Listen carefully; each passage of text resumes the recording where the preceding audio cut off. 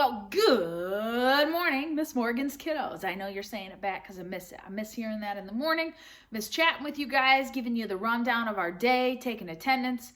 I'm missing all of it. I'm hoping you're doing well. I'm thinking about you guys, hoping you're all staying safe and being smart. Here to read some Maniac Magee this morning. If you didn't read the chapters yesterday, we just started part 2. So go back and listen to chapters 17 through, I think it's about 25, maybe. Yeah, 17 through 25, what we've read. Just started part 2. Maniac has just met this guy named Grace, an older man, kind of found him, wasn't in a great state. He's, fed Maniac, and now Maniac's supposedly going to live in this baseball equipment room. So we're going to tune in today. 2 quick updates for you guys. Our guest reader, she's on her way, but she's running a little late, so I want to get this out. So I'm hoping tomorrow, our guest reader, you're going to be excited about who she is. I bet you can't guess. So surprise coming. So tune in tomorrow. Jokes for today, but tune in tomorrow. Guest reader. And lastly, guys, I heard no M-Step this year. So if and when we do go back to school, no M-Step. I'm sure you guys are amped up about that. That's a positive. Always stay positive during this time. That's all you can do, right? We talk about that at school. When we're in a bad situation, does no good to complain about it. The only way we can go is up, right? So think positive vibes. So here we go. We're going to dig into Maniac Magee. Chapter 25. If you didn't listen, make sure you go back and listen so you can get caught up, because this won't make sense if you didn't. Chapter 25. In the morning, Grayson bought Maniac an Egg McMuffin and a large orange juice. He bought the same thing for himself, so they ate breakfast together in the baseball equipment room. "You sent me to bed without a story last night," Maniac kidded. Grayson brushed a yellow speck of egg from his white stubble. "I don't got no stories, I told you." "Well, you wanted to be a baseball player." "That ain't no story." "Well, did you become one?" Grayson drank half of his orange juice. "Just the minors," he muttered. Maniac yelped. "The minors?" "Could never make it to the majors." There was a frayed weariness in the old man's words, as though they had long since worn out. "Grayson, the minors? Man, you must have been good. What position did you play?" Grayson said, "Pitcher." This word, unlike the others, was not worn at all, but fresh and robust. It startled Maniac. It declared, "I am not what you see. I am not a line-laying, pickup-driving, live-at-the-Y, bean-brained park hand.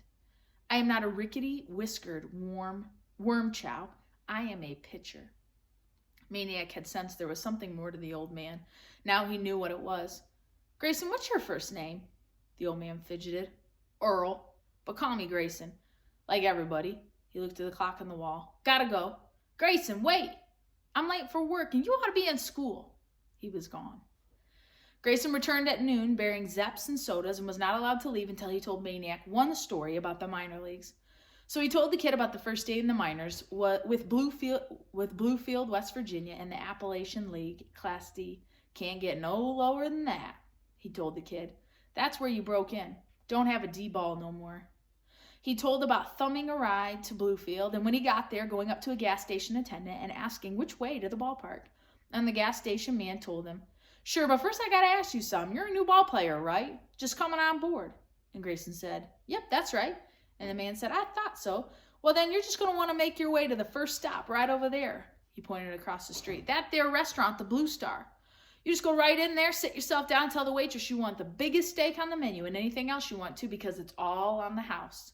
The Blue Star treats every new rookie to its first meal in town." He gave a wink. "They want your business." Great, thought Grayson, and he did just that. Only when he got up and left, the restaurant owner came running down the street after Grayson, all mad at Grayson for skipping out. And when Grayson told him he was a rookie just picking up his first free meal, the owner got even madder. Seems the gas station man was a real red card and liked to welcome dumb rookies with his little practical joke. And that's how it came to be that when the Bluefield Bullets took the field that day, they did so without the services of their new pitcher, who was in the back of the kitchen of the Blue Star restaurant, doing dishes to work off that 16-ounce steak, half a broiled chicken, and 2 pieces of rhubarb pie. After a story like that, Maniac couldn't just stay behind, so he tagged along with Grayson when he went back to work. He helped the old man raise a new fence around the children's petting farm. When the park superintendent came around and asked about the kid, Grayson said it was his nephew who had come to visit for a while. The superintendent who managed the budget said, "We can't pay him, you know." And Grayson said, "Fine, no problem." And that was that. From then on, Maniac was on the job with Grayson every afternoon. They raised fences, mended fences, hauled stone, patched asphalt, painted, trimmed trees.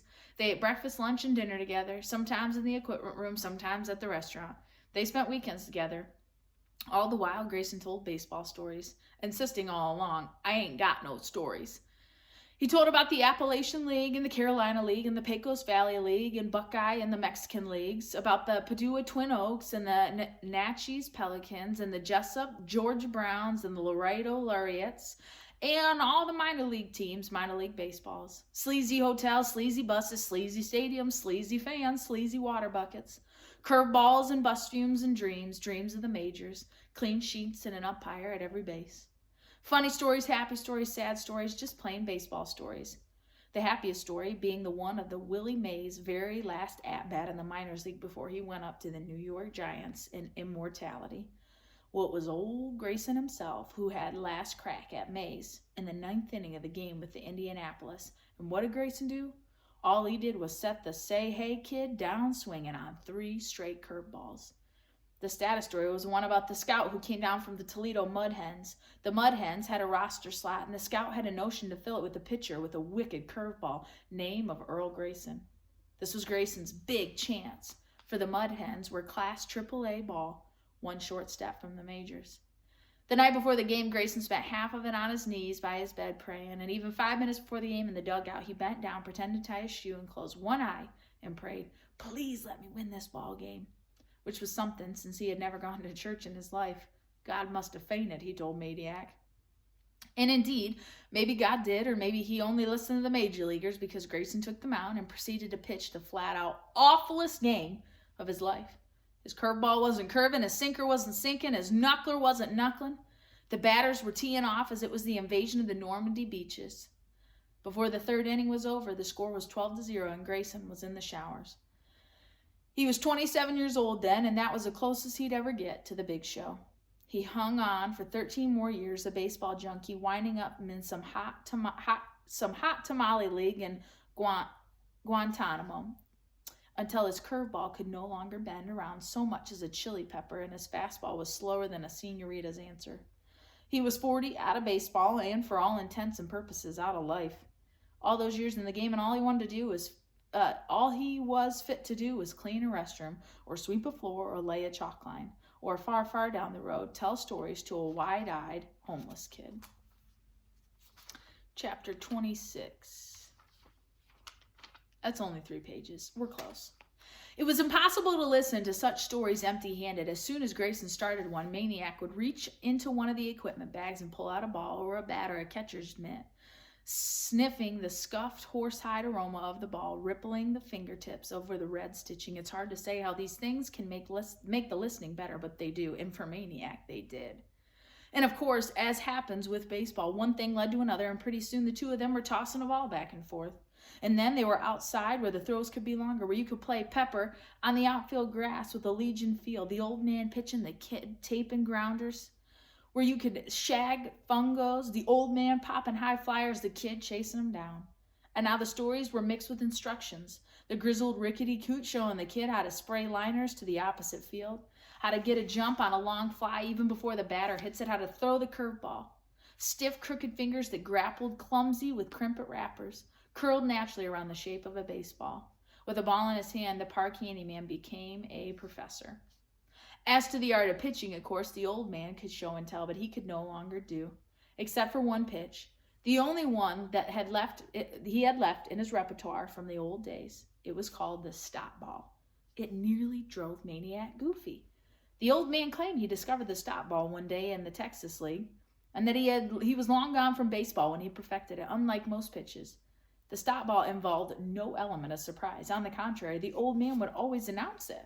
Okay, he'd say from the mound. Here she comes. Now keep your eye on her, because she's going to float up in there, and just about the time she's over the plate, she's going to stop. Now, nobody ever hit it, so you don't go getting upset if you don't neither. It's no shame to whiff on a stop ball, and then he'd throw it. Well, of course, Maniac knew that most of all that was blarney, and just to make sure, he watched the ball extra carefully. Then there sure didn't seem to be anything unusual about it, not at first anyway, but as the ball came closer, it did somehow get more and more peculiar, and by the time it reached the plate, it might as well just stopped, because Maniac never knew if he was swinging at the old man's pitch or at his speech. Whatever, in weeks of trying, he never hit it out of the infield. It was October. The trees rimming in the outfield were flaunting their colors. The kid and the geezer baseballed their lunch times away and after dinner times and weekends. And every night as the old man left for his room at the Y, he would grouse, "You ought to go to school." And one night the kid said back, "I do." And that's how the old man found out what the kid was doing with his mornings. He had noticed the books before, rows and piles of them that kept growing, but being their books, he didn't think much of it. Now the kids tell him, "You know the money you give me? Each morning the kids give me 50 cents of the dollar to get himself some crimpets. Well, I take it right up to the library, right inside the door, and they have those books they're selling, cases of them, old books I don't want anymore. They only cost 5 or 10 cents a piece." He pointed to the piles of them. "I'll buy them." He showed them to the old man. Ancient back, broken math books, flaking travel books, warped spellers, mangled mysteries, biographies, music books, astronomy books, cookbooks. "What's the matter?" said the old man. "Can't you make up your mind what kind you want?" The kid laughed. "I want them all." He threw out his hands. "I'm learning everything." He opened one of the books. "Look, geometry, triangles. Okay, isosceles triangles. These two legs, they look equal to you?" The old man squinted. He nodded. "Okay, but can you prove it?" The old man studied the triangle for a full minute. "If he had a ruler, maybe." "No ruler." The old man sighed. "I guess I give up." The kid proved it. Absolutely dead center proved it. 2 days later, while playing Pepper in the Legion infield, the old man said to the kid, "So why don't you go ahead and teach me how to read?" We will pause right there, chapter 27, to see what happens with Maniac and Grayson. Stay tuned. Tomorrow, for real, tomorrow, our guest reader coming tomorrow. They'll be on this couch reading with me. I know you're stoked, so tune in for it. Let's keep reading, friends. Don't forget to tune in, share it with your classmates. If they're not on Remind, make sure that they get access to this. Again, I miss you guys. I love you. I hope you're staying safe. As always, deuces.